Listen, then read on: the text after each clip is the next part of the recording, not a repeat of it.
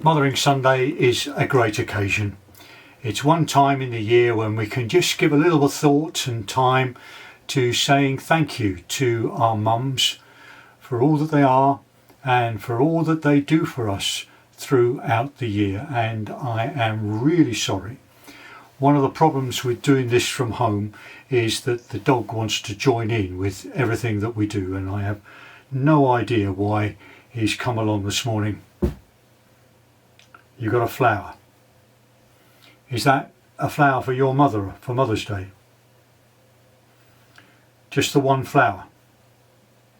It's a bit of a battered flower. Where did you get it? You got it on your walk this morning. Did you go into the shop? You got it out of someone's garden. That's not right. That really isn't good, Scruff. But it's a bit late to put it back now. Is that all you got, your mum? You got her some chocolate. Oh, that's nice. She'll like chocolate. But you've already had some. That's not good either. And it's definitely not good for dogs to have chocolate. I think it'd be best if you just give your mum a big hug and tell her that you love her. No, I don't want a hug. No, I definitely don't want a hug. No, I don't want my ears licking. No, I don't. You go back to lying in front of the fire and we'll talk later. Sorry about that. For some people, Mother's Day is much more difficult than for others, perhaps because their mother is no longer with us or there's been a break in the relationship.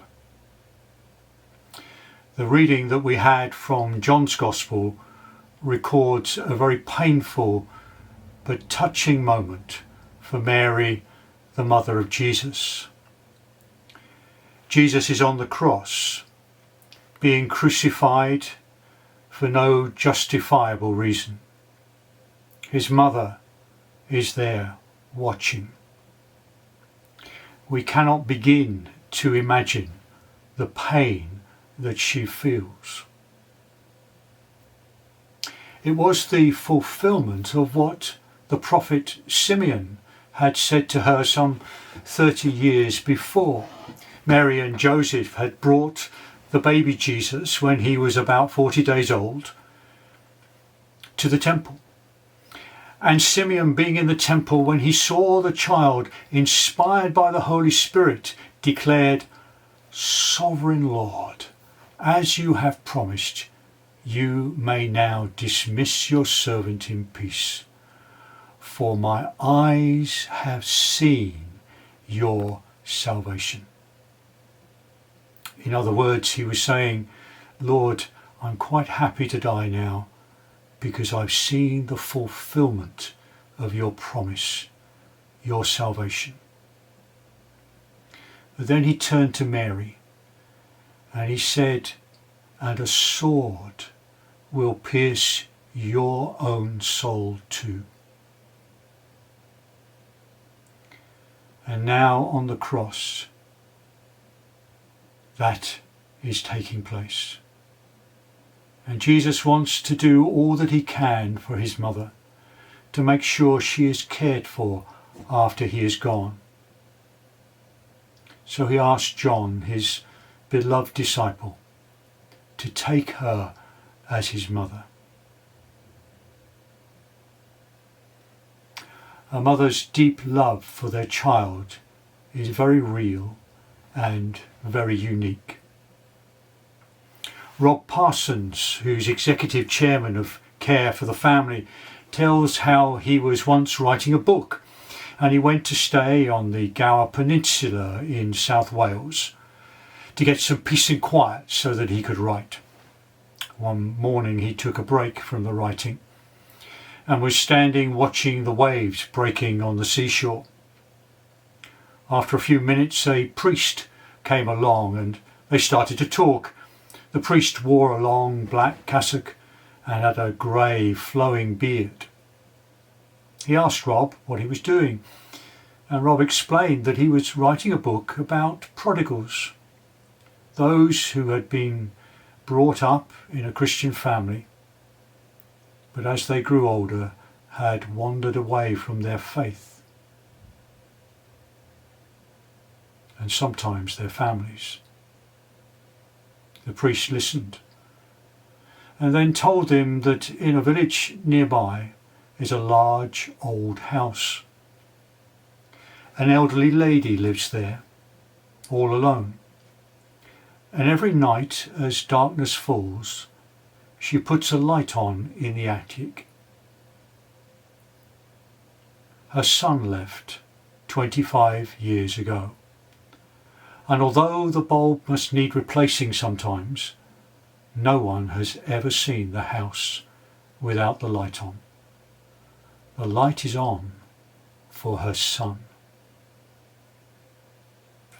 It's rather like the father in the story of the prodigal son that Jesus told, who was looking out for his son's return, in the hope that one day he will come home.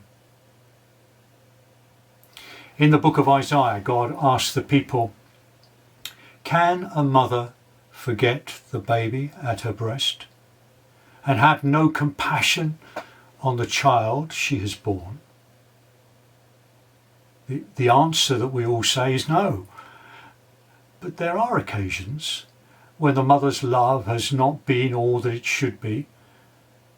And so God adds this statement, "Though she may forget, I will not forget you." God is saying, my love for you is stronger and greater than a mother's love. Sue Coyne was speaking at our online service on the 14th of February, Valentine's Day, and she spoke of the God-shaped hole in everyone that it can only be filled through having a relationship with God. But Sue said that the reverse was true, that in God's heart there is a Susan-shaped hole that God yearns to be filled. God is longing for a closer relationship with each one of us. There's a deep need in each one of us for God, but there's also a longing in the heart of God for you. We read in the book of Genesis that in the evening God came to the Garden of Eden to talk with Adam and Eve. And when they had sinned, they hid. But God still came. And when he couldn't see Adam, he called out to him, "Where are you?" God wanted to have his conversation with Adam. Jesus told the story of the lost coin. He tells the story of a woman who had 10 silver coins. He doesn't say how often she takes them out to count them.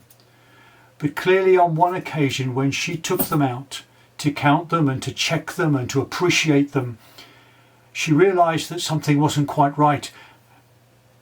There was perhaps something missing. She counts them. 1, 2, 3, 4, 5, 6, 7, 8, 9. There's only 9. She counts again. She lays them out in a line and counts them yet again, desperately hoping that she's got it wrong, that the coin is there. But slowly the reality begins to dawn on her that this precious silver coin is missing. She might have 9, but the 10th one is missing. And so she starts to search. She looks in the bag in which they're kept. There's not one there. She looks on the table where she had them. She looks under the table. She looks under the chair where she's sitting, and still the coin isn't there. So she has another count. It must be her mistake. So she counts again, and no matter how many times she counts, it's only ever 9. There is still the 1 missing. And even though there are 9 silver precious coins, the fact that there's 1 missing disturbs her greatly, and she has to find it. So she starts to search further afield. She starts to search in other rooms of the house, in every nook, in every cranny, and she can't find it. She's getting quite desperate inside, so she lights a light and begins to go round with the light so she can look properly into every corner, into every cupboard, into every drawer. And still it's not there. So she then gets a broom and she starts to clean the whole house. And she doesn't just brush up the dust, but she brushes every single crack in the floor, every corner, every conceivable place. And then when she's got all the dust collected into a heap in the middle of the room, she gets down on her hands and knees and goes through the dirt to check it's not there.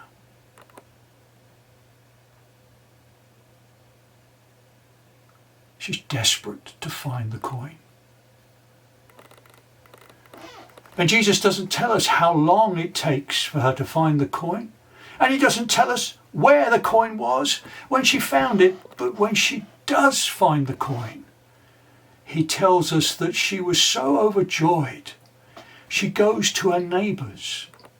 She goes to the people that haven't been involved in the searching. To those who didn't even know the coin was missing, and said, "Come and celebrate with me. Come and rejoice with me. Come and have a party with me, because the coin that was missing has been found."